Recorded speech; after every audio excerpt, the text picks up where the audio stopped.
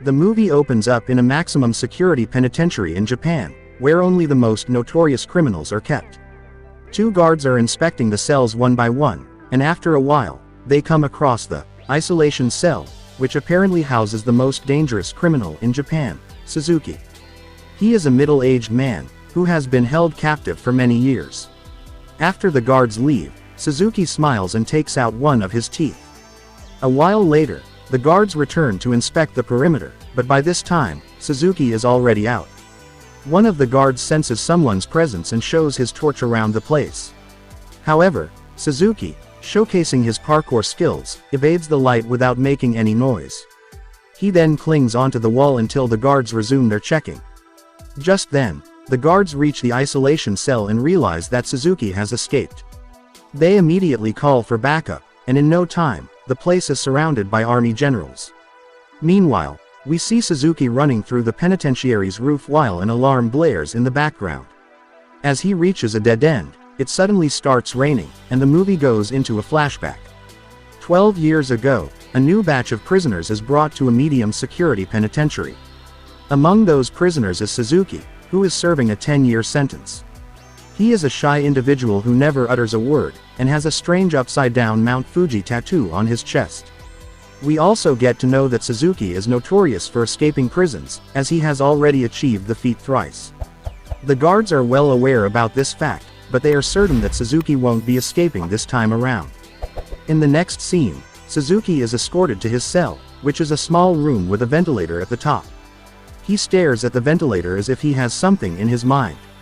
Outside, a guard talks to the prison warden, Mr. Kanamura, and assures him that they will take care of Suzuki. However, when he peeks through the door, he finds that Suzuki has already escaped. In no time, the penitentiary organizes a large manhunt to track down the runaway criminal. They make an elaborate plan to circle the entire town, believing that the criminal is a genius. But surprisingly, they find him within 20 minutes, without even breaking a sweat.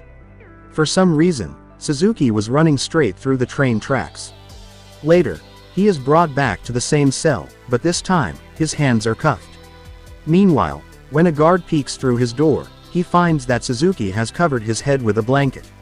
Enraged, the guard shouts at Suzuki to sleep with his head out, but the latter doesn't listen. As a result, he is badly beaten up. The next morning, we see the warden going through records of Suzuki's previous incarcerations. After a bit of research, he finds a strange coincidence. Every time Suzuki escaped from a prison, he was caught at the nearby train tracks, almost immediately. At night, the warden, along with a guard, are on a routine checkup of the place. When they enter Suzuki's cell, they are taken aback to find that he has unlocked his handcuffs. The hot-tempered guard demands to know how Suzuki pulled off such a trick, but as usual, he remains silent. Because of this, he is once again punished. One day, Suzuki is seen playing with a small wire. He has somehow smuggled it inside his cell, and it is the same tool that is helping him unlock his handcuffs. To those who are thinking where he hides it, well, you know the answer. In the next scene, the warden leaves the prison to spend time with his family for a week. In his absence, the guards become complacent, and this gives Suzuki the perfect window. To execute his plan, he takes out the roll of wire, and tries unlocking the door with it. After a while, a guard finally arrives to inspect the place. When he peeks through the door, he notices that Suzuki has again slept with his head covered. However, this time, he simply ignores it. Just then, we are shown that Suzuki is watching the guard from the ceiling. He has already escaped the cell, and now, he is waiting for the right time to flee the building. When the guard leaves, he climbs further up, until he reaches the top. He then punches a soft spot in the roof, makes a hole, and gets out of the place. When the guards catch wind of this, they immediately raise the alarm. The warden also finds out about the escape, and decides to return back to the prison. The next morning, as the officials are planning the manhunt, the warden arrives. He suggests to the group that they cancel off all plans, and instead send a single team to the nearby railway tracks. The officials are stunned, as they believe that Suzuki is not stupid enough to hide in the same location, but when the warden tells them that he is sure, they agree. Surprisingly, his prediction comes true, and the wantaway criminal is again captured near the tracks. It seems as if all his intelligence wanes off as soon as he exits the prison. The following day, the warden is rewarded for his quick thinking and is promoted to a high-ranking position at the Ministry of Justice. Now, he has to leave his duties at the prison. His new task is to visit various penitentiaries around the country, and inspect the living conditions of the prisoners. On the other hand, Suzuki again breaks from his cell, and gets apprehended near the train tracks. With each year passing by, he gets transferred to several penitentiaries, but none of them can hold him inside. Because of this, the media dubs him as the breakout king, and he becomes a cultural icon. At one point, he becomes so popular that even the kids start idolizing him. Following this, the movie fast forwards by 12 years, where Suzuki is being transferred to the Central Penitentiary. This time, he is under strict surveillance, as a bunch of guards have been assigned just to look after him. Even his cell is a nightmare. It is entirely made of concrete and has several locks on the door. Here, we get to know that the cell is the same isolation cell that we saw at the start of the movie. As soon as the guards leave, Suzuki scans the entire cell, and tries to find anything that can help him escape. One day, a guard arrives with food, and places it inside Suzuki's cell. As he prepares to leave, Suzuki suddenly handcuffs him, and tries to hurt him. As a result, the guard blows his whistle and calls for backup. In no time, several men arrive and beat Suzuki to a pulp. After he regains consciousness, he peeks through the small opening in the door, and tracks the guard's movements. As he is doing so, blood drips from his face, and soaks the iron bars. The next morning, the guards add a few extra screws in Suzuki's handcuffs, hoping that he cannot open it this time. Before leaving, they dish out another brutal punishment on him. In this way, Suzuki starts passing his days. He deliberately attacks the guards, gets beaten up, and soaks the iron bars of his door with his blood. One day, the guards beat him up so badly that one of his teeth falls off. Surprisingly, Suzuki picks it up and starts smiling, as if he had planned it all along. In the next scene, Suzuki is seen drawing something on the wall with his tooth.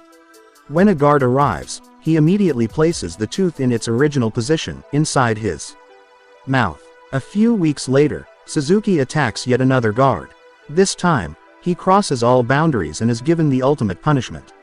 They bring out a long chain, tie him up with it, and make him stand in a difficult posture. Days pass by, but he is still in the same condition.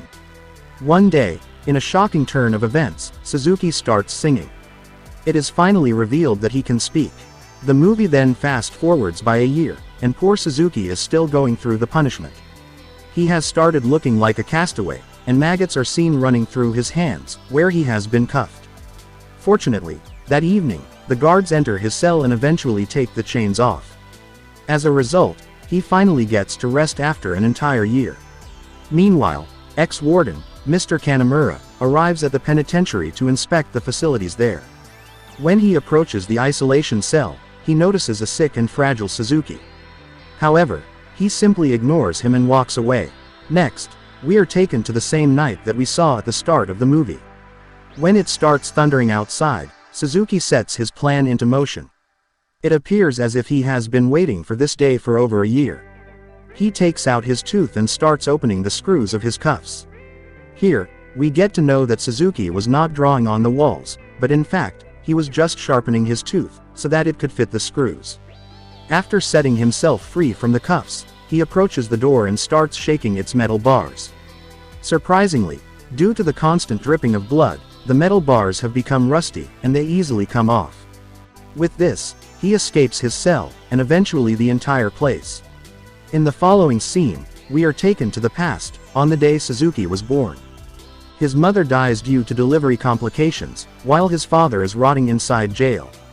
Due to this, he is raised by his extended family members.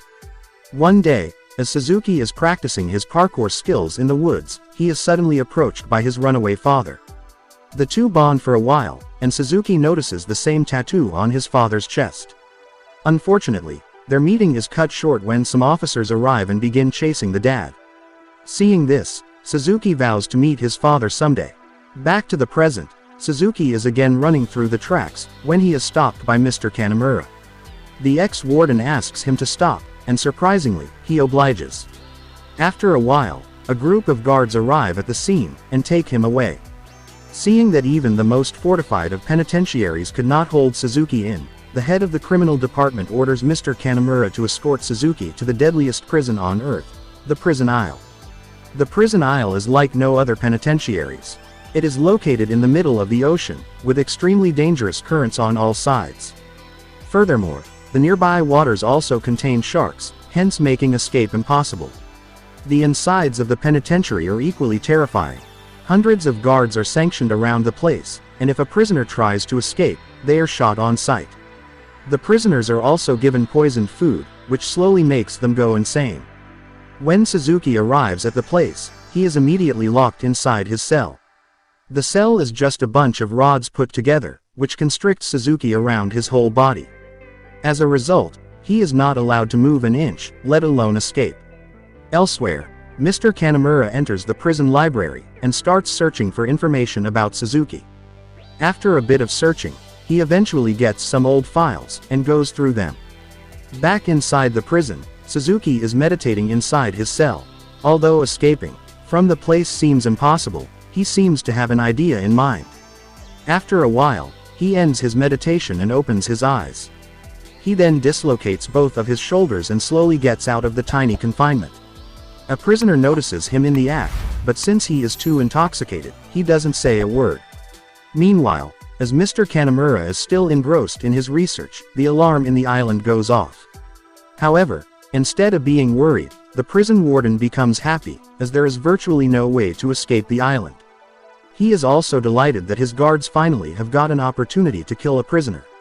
Mr. Kanamura tries to tell him that Suzuki is a genius, but the warden ignores him, and tells that they will begin the search operation the next morning. In the morning, several guards are dispatched all across the island, and each one of them is carrying a rifle. As the warden is briefing the rest of his men, Mr. Kanamura suddenly arrives and informs them that Suzuki is in fact looking for his dad, who is also incarcerated on the island. This surprises everyone, and here, the truth is finally revealed.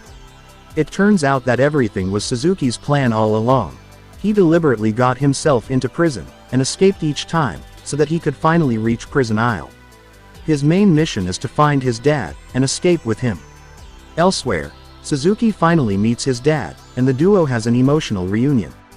Unfortunately, Mr. Kanamura, the warden, and a horde of other men are also arriving at the same location.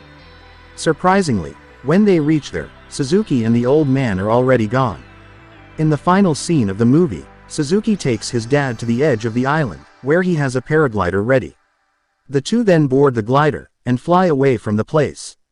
Meanwhile, Mr. Kanamura tries interrogating an old man, who lived in the same room as Suzuki's dad. Just then, he notices the same tattoo on the man's chest, and gets taken aback. The movie ends as Mr. Kanamura narrates that after all these years of planning, Suzuki has escaped with the wrong man.